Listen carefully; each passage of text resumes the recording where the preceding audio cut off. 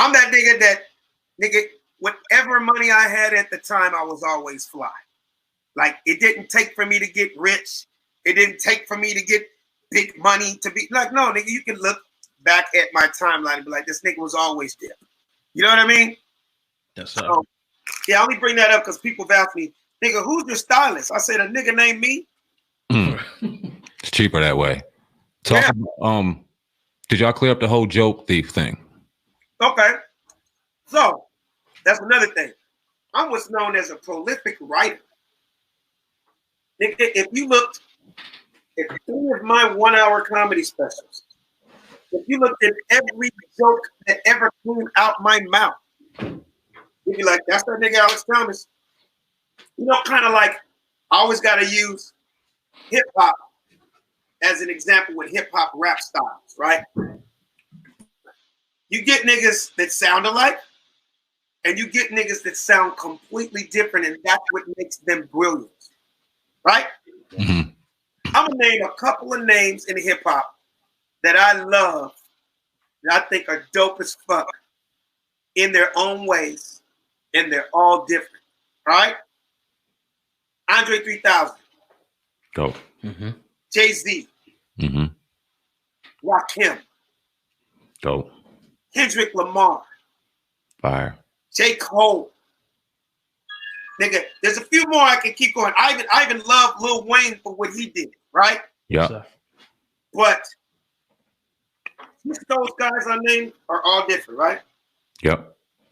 But each one of us, we know their difference. We know their songs, right? Mm-hmm. I don't like the guys that 10 niggas sound the same. It's always been nasty to me. Ugh. It's always been like, yuck. Like, what did you get in this for, nigga? Word. Why would you come out trying to sound like Snoop Dogg? We already have a fucking Snoop Dogg. Word. You get what I'm saying?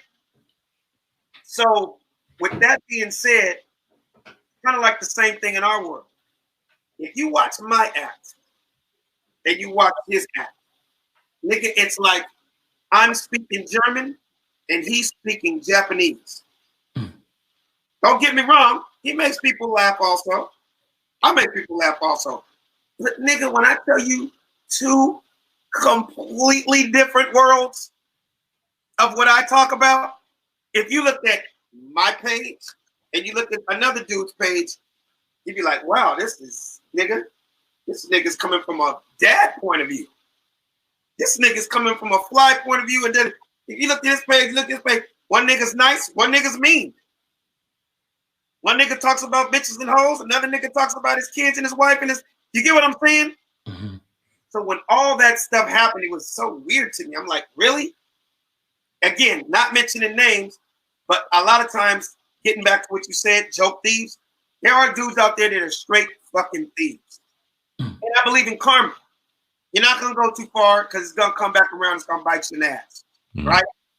Now, what happens is when you're a real writer and people know you for your style and what you do, you almost don't have to defend yourself anymore because other people will. I've had people come up to me like, yo, man, such and such just did your jokes. One thing that used to happen to me in my early days, and it was kind of like nothing I could do about it. So it just fired me up and made me work even harder and have to make a name for myself. Big name comics, and I'm not going to say who they are, would take bits and pieces of my jokes and kind of remix the motherfuckers and put it in their joke. So if you saw a huge dude and you knew his joke and you saw the joke before and you laughed, but then you see him do the joke again and it went from laughter to niggas falling out the seat, that's because he took a little piece of mine and put it in his joke. Okay. And it used to hurt. It used to crush me because it was nothing. It's different in comedy than it is in music. The nigga just took your shit. I still would do it, but I'm not doing it at the level he is. You get what I'm saying? Mm-hmm. So it used to really, really hurt. It used to happen to me all the time, but I was just like, because I was creative and I was always had my spin on it. Here I am, over 25 years in the game, and I still got my own spin on anything and everything I talk about. What happens is you get guys, you know, have you ever heard of brilliant minds think alike? Yes, sir. You can't claim a topic. It's like a rule in comedy. So a topic, Rodney King, a topic, Barack Obama, a topic, coronavirus, right?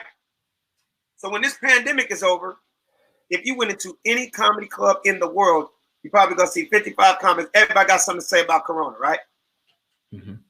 But the nigga can't go, oh, fucking joke thief, nigga.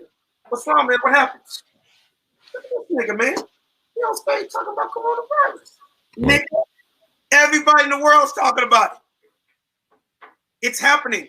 Everybody has a story, nigga. Mm-hmm. Guys that try to claim that. That's when it's fucked up. That's when that anger and that bitterness comes in. No, nigga, you can't do that, dude. That's a topic. That's for everybody to talk. Now you put your spin on it, and sometimes some words may get intertangled and stuff, but you can tell when somebody steals your joke. It's like some shit that happened to you as a child, and you talk about what your mama did to you. Next you see shit, nigga, were you there with me that day that happened? Right. That's nigga taking the joke. But if I say, and then I hit the bitch from the back, you can't go, look at this joke thing, nigga. Why you call him a joke thing? This nigga talking about you hit a bitch from the back. Nigga, what nigga don't hit a bitch from the back? Word. You get what I'm saying? You kind of get what I'm saying? Yeah, yeah.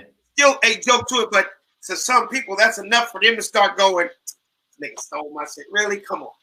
You know what I mean? I was just using those as hypothetical, examples. You know what I mean? Right. If you gotta do with me, that shit's done and over. No sweat off my back. Because when you're real to this and you true to this, and as long as the people that you're around know you and love you and know what you're made about, that's just how it goes. I mean, you gotta understand, if you're gonna be successful in anything, but right now I'm just talking about entertainment, you gotta take the good with the bad. And you also, it's a known fact in Hollywood, you either made it or you're on your way to make it when certain rumors start. You know what I mean? Mm-hmm. Nigga, when I heard that shit, I was like, nigga, there must be a check on the way. Word. Word. You know what I'm saying? Yeah. And my wife stood up and died laughing at this shit. We're like, wow, nigga, I'm in the news now. That's crazy. So it is what it is. No doubt. Very well said. I'm going to talk to you about somebody you work with, in the past, Bill Cosby. And how do you feel about his situation in prison right now? How do you feel about that whole situation with the women coming back and Bill Cosby situation? I put Bill Cosby and R. Kelly kind of like in the same boat.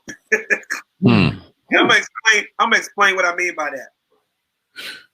Two motherfuckers that I love so much, that did so much for our people, our culture.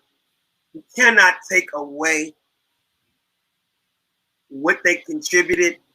It's just so fucking sad and upsetting that their situations happen.